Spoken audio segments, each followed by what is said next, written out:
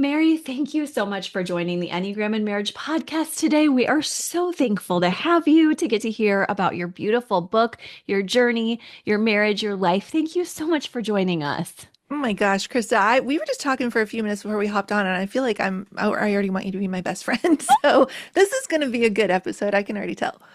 Well, we both were, I was like, oh my gosh, as soon as I saw everything about you and I've been learning about you, I'm like, how do I not know this amazing woman? So likewise, and now we're getting to know you, and tons of people already do know you. You've been on Ian Cron Pod. I mean, you are such a wonderful author of your own accord and podcaster and Instagrammer. So yes, we're going to learn even more about you, I should say, today. But tell Mm, us a little bit about yourself and just a yep. bit about your personal journey, you and your hubby's types, if that's okay first. Yeah, so kind of the elevator pitch version of my story is I'll preface it by saying you might be like, oh, I feel like I've heard this story before or I've seen that movie before. Yeah. And that is because I grew up in a single wide trailer in rural West Virginia in the 1980s, child of the 80s.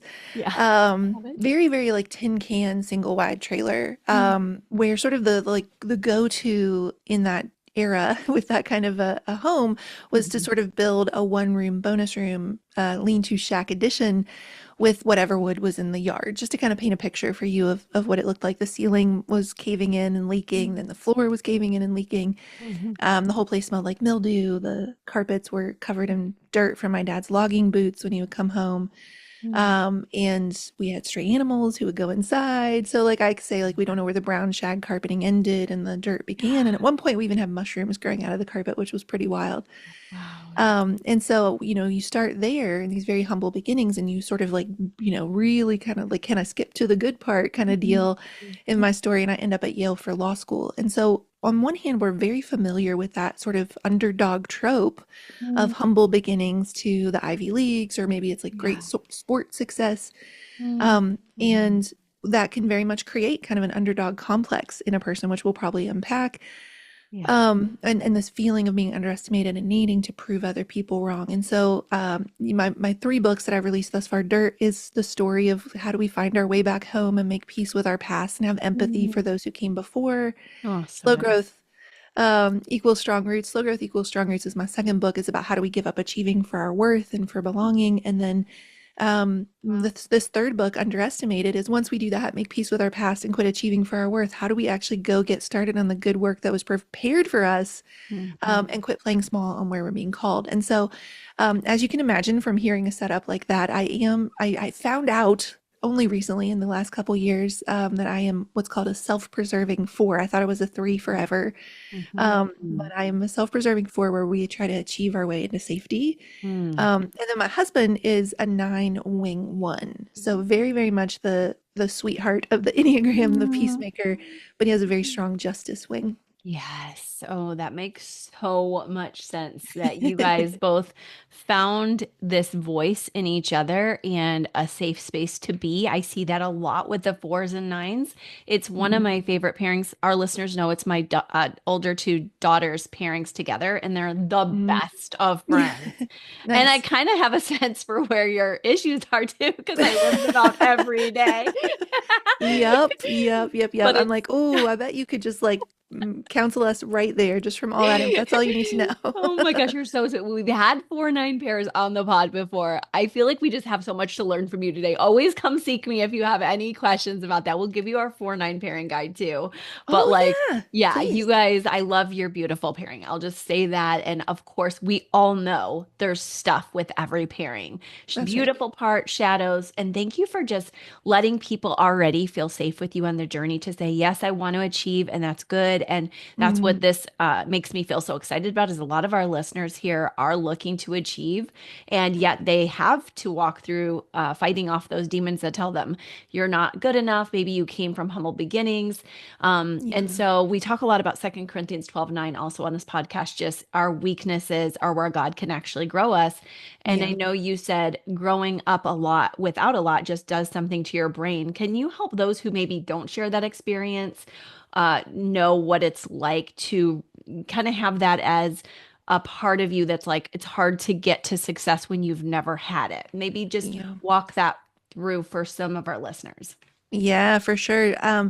In a lot of ways, dirt and underestimated become kind of this like they complete each other. You complete me. They're a good marriage of Yes. books, Yeah. as it were. Yes. And so if dirt is kind of the like story movie, version, it's kind of all told in narrative Mhm. version of my life, then I've been joking that underestimated is sort of like the textbook companion where it's like, let's go back and examine that scene from dirt or Yeah. slow growth and be like, why are we the way that we are? Yeah. And it is kind of this deep dive on like when we feel underestimated, either by the world or by ourselves, why are we like that? So I Mhm. carry that passage that you referenced from Dirt. It first appeared in Dirt, but it's also an underestimated. And it says, growing up without a lot just does something to your brain. I can't explain it. Maybe it has something to do with the prefrontal cortex still developing. Maybe it's neural pathways grown closer over time at the repetition and replaying of bad generational thoughts turn bad generational patterns. I Mhm. don't know. Maybe it's just inhaling all the mildew. Yeah. But whatever it is, it Yeah. makes you expect to fail before you even start. It Mm. is this pervasive, poverty mentality, this self-doubt, self-loathing, Mhm. self-deprecating feeling that says there Mm. is no amount of more that will ever Mm. be enough. No matter what you do, you will Mm. never be enough. Mm. And it's we could camp out here for an hour because Yeah. it's like in one way it's my kryptonite, my greatest weakness that I always feel that way. Yeah.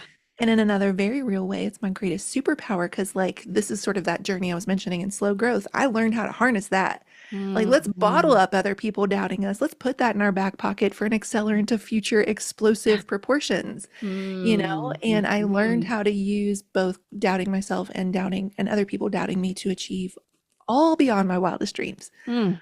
only to still keep going on underestimating myself. Mm. Interesting. So Yeah. thankfully, people, whether they've resonated exactly, or maybe I think by now, probably most people have resonated with imposter syndrome and all these things. It's Yeah. like, hey, wherever you came from, there's always that little critical spirit or voice that says, like, you're not enough, don't you dare. And then, like you said, you've had some moments where you're like, yes, I've got actual ammo if I need it. Yet you're finding sometimes the voices still carry and we still underestimate ourselves. How did that show up for you? Yeah, so I mean, I think like a really big kind of defining moment that you Mhm. think would have fixed it right then, but instead I just kept on doing it for 20 more years, I was, get I get into Yale and I say this, and it's another passage I examine in Underestimated is like, what if success is where the real trouble began? Like, what if we that. get everything we ever wanted, only to still feel like a walking, waking imposter? To go to sleep at night and tuck ourselves in the cool cotton sheets with just Mhm. us and the darkness settled in and say to our thin, screaming epidermis, what more could you possibly still want? You have Yeah. everything you ever wanted. Oh my God. And so Love that so much.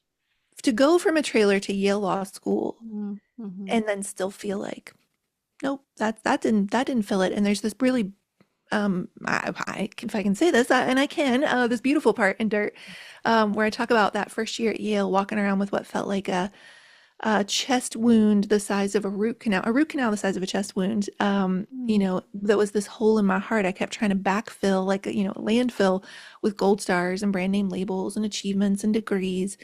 Every time the air hit just right, it would send all of these exposed roots screaming back Mm-hmm. into life. Mm-hmm. And, I just wanted, God, like some sort of never-ending Pez dispenser to keep the candy coming, God, like more and more and more, Mm-hmm. doling out the sugary sweet highs of success. And then I say, like, it shouldn't surprise me that at some point it became clear that what I was going to need was not so much a filling, but an extraction. Like who is Mary without all of this more?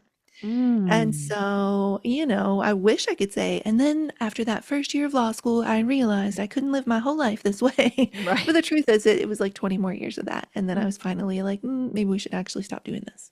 Yeah. Yeah. Thank you. And you're very tenacious, like your 4-link-3 self-pres subtype would allude to. And Yeah. just thank you for doing that work and now sharing with us what it Yeah. took because you're giving us, of course, we'll all have to do our own blueprint of sorts, but you're giving us narrative today, which I'm so thankful for, from your beautiful new book, Underestimated, about Mm. how when we're doing that to ourselves, we can come out of it. I know one of the things you say is naming the fear right in your subtitle, and you also say in Yeah. your book how fear is a boring liar. Tell us more about that. Yeah. Oh my gosh. Like, I joke in the book that the day those two dots connected, it's sort of like the high that every writer is chasing. Mm. To see two dots connect in a way you've never quite seen them connected before. Hmm. It goes something like, what if fear attacks creatives? And by creatives, I don't mean like painting or basket weaving. I mean like Hmm. you Yeah. are going to put good things into the world. You're going to put goodness into the Mm. world. What if fear attacks creatives because it is jealous that it itself is not creative at all? Fear is not a very creative guy, but he is a busy guy. And like any good productive overachiever, he's learned how to prioritize. So if you're already playing small, hiding in plain sight, a Yeah. little fear maintenance mode, some perfectionism or self-sabotage sprinkled in at best, and you're good to go. But show up and actually do work that matters, that's going to help people. And we need to expect fear to show up teeth bared and snarling. That's a very different face of fear he will Mm. put on. Mm. And we can actually use that to our advantage. I wrote a post on Instagram the other day that was like, he doesn't realize it, but we've just entered into a really good game of rope-a-dope. We're going to pull him in just close enough to wear himself out. And then as our Yeah. Rocky IV underdog score swells, we hit him with the knockout punch. We Mm. use that momentum and that weight that he's trying to bring down on us as his weakness. Meaning, we can use the fact that he is this boring, this unoriginal, this uncreative, this predictable to predict when we're on the right track because he wouldn't bother us if the work we were about to do didn't matter. So fear just showed up. Good, you're about to do work that Yeah. matters. Mm. And we can just sort of flip that script to say, oh, I'm afraid. Good, I must really care about this thing I'm about to do. Wow, I love that. That is such a great flip of the script to move from, oh my gosh, fear is going to take over. I can't get past it to it's not very creative. It's the same script all the time. Yeah. And I know how to fight it. And so the narrative, it sounds like, has helped you a lot versus like, Hmm. of course, things like deep breaths and getting regulation are part of it all. But Yeah. naming the narrative seems like it really helped you. Yeah, you know what? I was on a podcast called "This Changes Everything" with Sarah Rice, and we were talking about this what I just said there. Mm. And she said to me, I was saying to her like, when we can name it, it kind of sucks all the energy that fear has out of the room. And she was like, yeah, it's like in The Wizard of Oz. It's the great and powerful Mm. Oz, and the So cowardly lion runs true. away. And then we pull back the curtain and we see that it's just this little small man behind the curtain. And I said, yeah, he's a snake oil salesman. Fear is Yeah. a snake oil salesman who wants to do this kind of like tricky sleight of hand. And it's like the second you can do that, the second you can name which face of fear, because Mm. he's not a creative guy, Krista, but he can do two things. He can Yeah. throw his voice to make it sound Mhm. like ours, Yeah. because we would be able to catch him every time if he sounded like Morgan Freeman. I joke in Yeah. the book. Yeah. Sean Connery, your best. Losers always whine about the best, right? So we can kind You're of, good. Four wing three. um, I've seen the three. so he can throw his voice. That's number one. But Mm. number two, he's a shapeshifter. Mm. And that means when we get him under control coming in the front door, he can slip in the side door with a totally different disguise. And so for me, Mm. the great work of this book is putting together these really memorable, unexpected, visceral visual imagery or metaphors for the different faces fear puts on because it allows, we know humans learn best by story and metaphor, right? So Mhm. they can instantly recall, or it's one of the ways they learn best. Mhm. They can instantly recall it much faster, which means the faster they can name it, the faster they can pull back the curtain, and the faster Mm. all the power leaves the room. Yeah. Oh, I love that.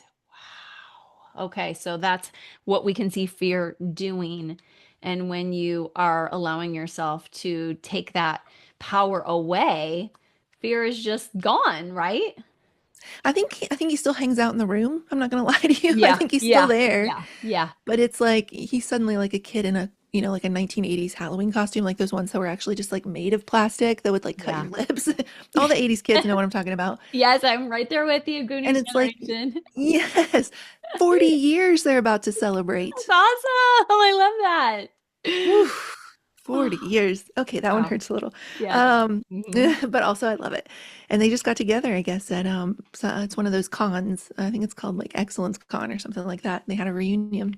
Oh, I love hearing that. But yes, it's like you don't take a kid in a mask very seriously. You're not like, you might go, ooh, I'm so scared, but you're not really, right? Right. Because you know what's behind the mask. And you know that it's like, as we really deep dive into this book, we know that some of the faces, some of the names of fear are actually only there because there's like a very little version of you Mm. that put them on, like the inner critic, for example. Mm. And there can be compassion for the boogeyman behind the mask. Yeah. And thank you for really defining that. For a lot of us, fear doesn't go away. Even when you say we put on courage and there's no time or room for fear, sometimes it still does hang, but it doesn't have that Mm. power. And that Mhm. is just beautiful how you've de-intensified that. But I was going to ask, I don't know if that's a word, but it It is is. now I'm on going this with podcast. it. I Okay. co-sign. Yeah. Yes. Okay. Well, so you brought up a point I wanted to really check in on anyway, as well, because I figured that was the case, that inner critic life that many of us have, especially those with a one arrow or wing, or anyone who's got the four going on, or the anyone in the body or justice triad, which is one, eights, and nines. So tell us a little bit about how, when we have that inner critic also, in addition to fear, Mhm. that we can work with that, because I know I love this line, perfectionism is hiding with better PR. So Yes. I'd love to hear more.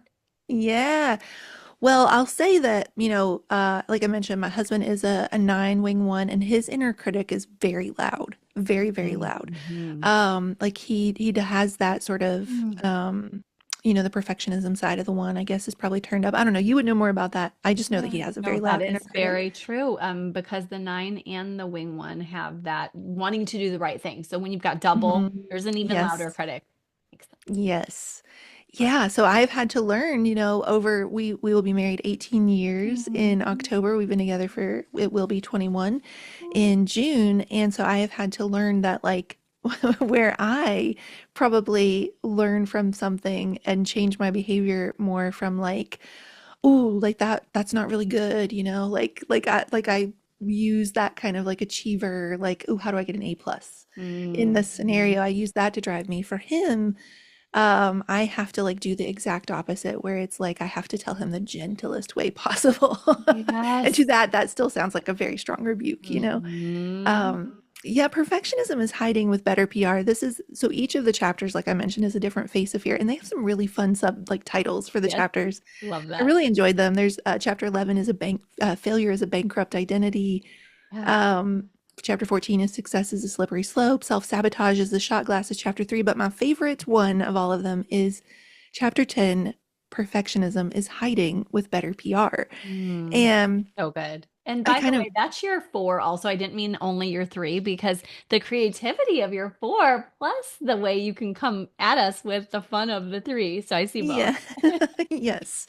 Um, yeah, there's this part in that chapter where I'm kind of joking about like not since the got milk people has an ad campaign trying to make something so plain Jane vanilla seem so sexy and so sought after. And that is, this idea of like what if hiding just hired like a really good marketing team?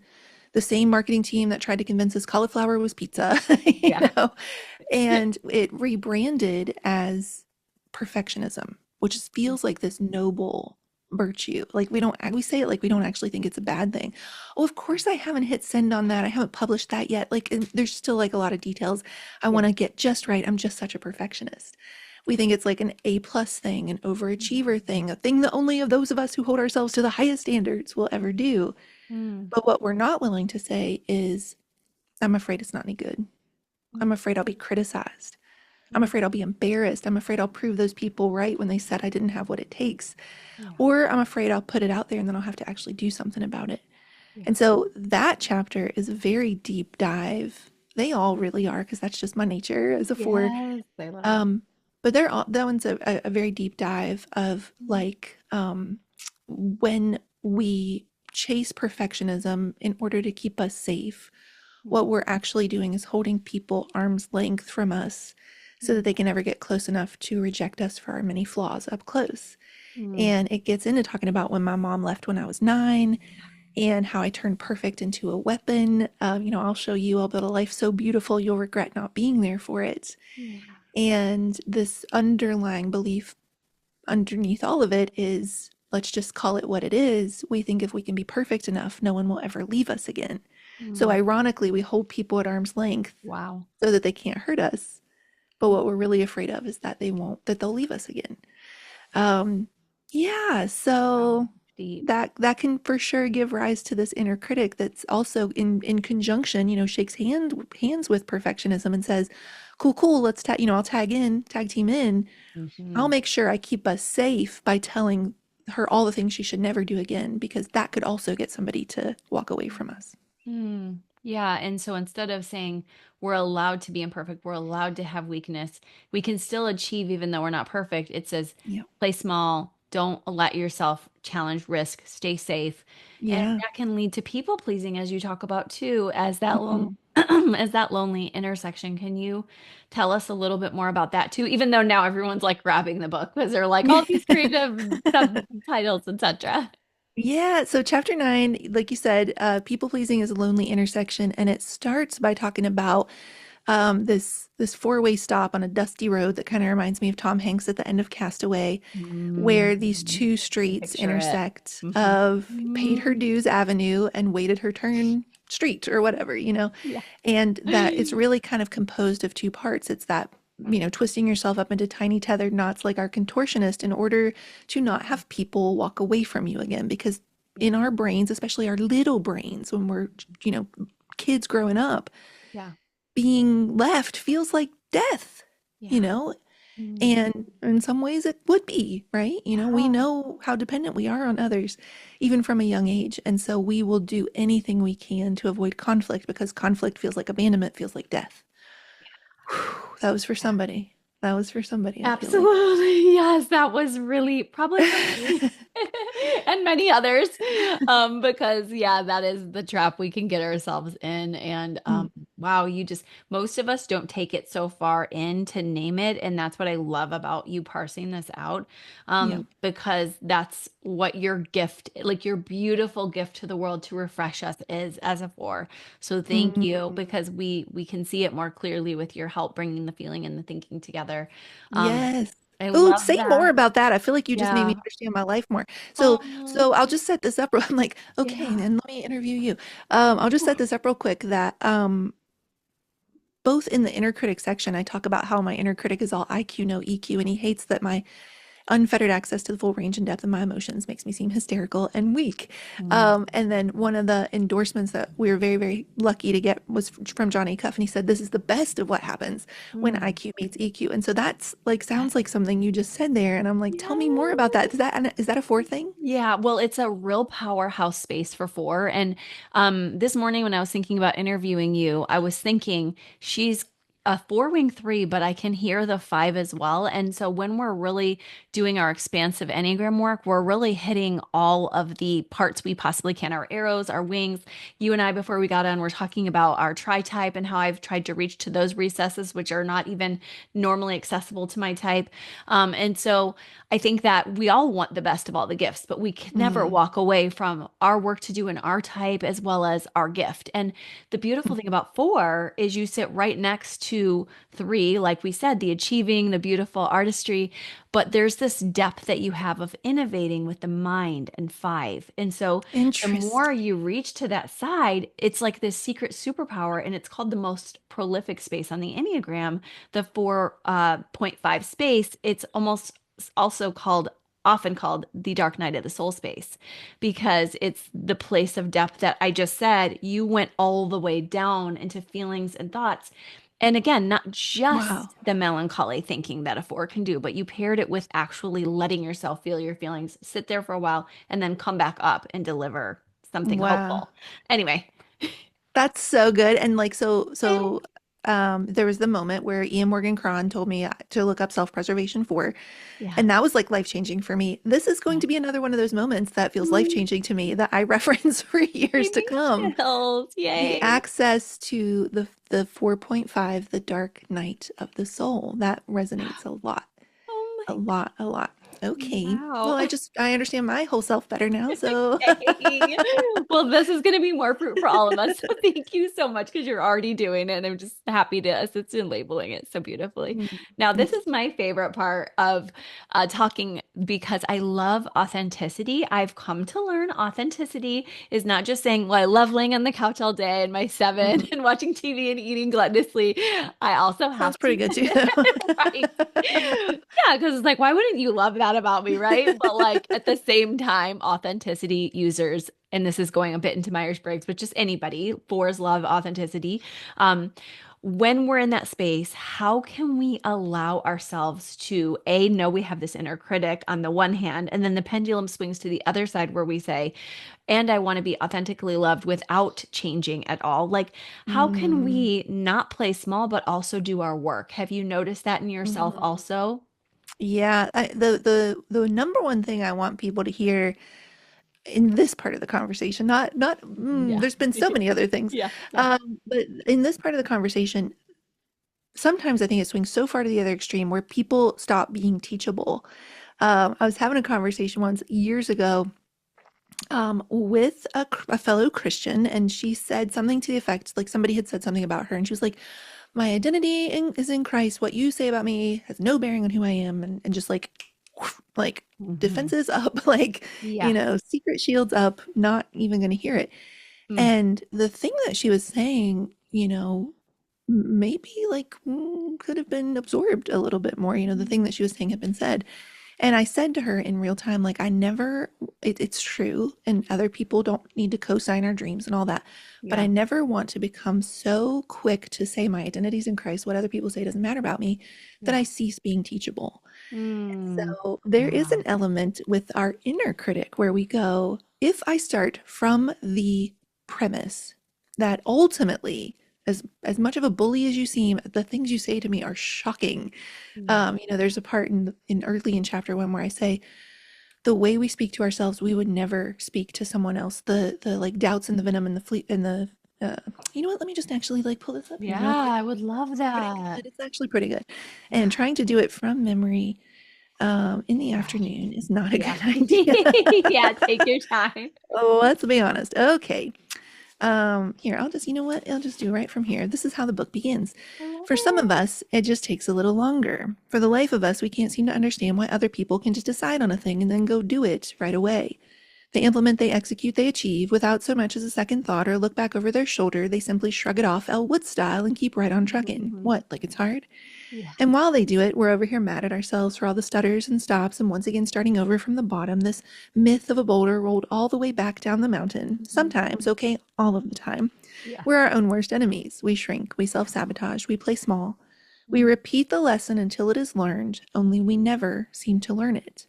The way we speak to ourselves, we would never speak that way to anyone else. The Mm. doubts and the fears and the venom we spit inside the flickering neon lit corridors of our own well rounded, wounded, raw nerve ending minds still shocks even us sometimes. How quickly it can all short circuit.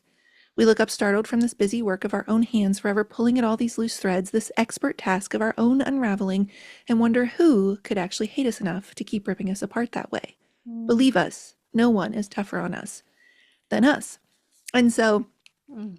that's who our inner critic feels like. Mm.